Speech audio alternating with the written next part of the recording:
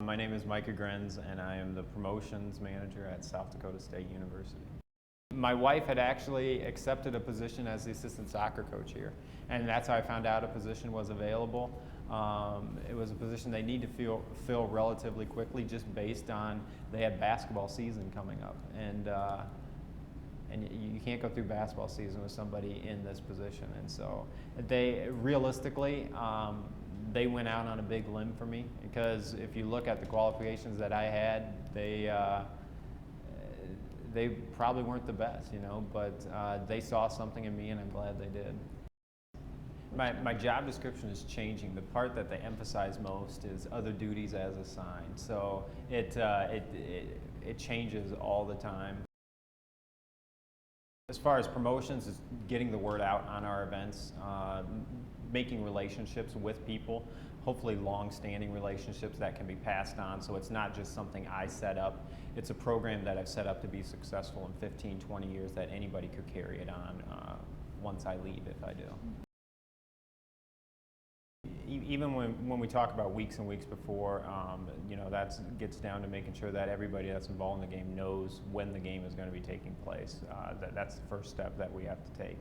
The second step is starting on the video production and things like that we have to do with Daktronics.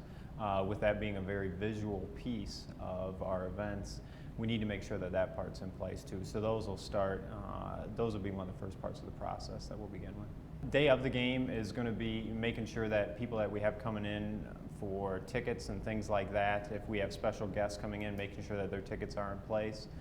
We have people that we honor every game, part of our Jackrabbit Top program, so making sure that their tickets are in place, making sure they have their agenda so that they know exactly where they need to be and when. Just setting up for the event, making sure our sound system's set up, making sure that all of our cameras are working.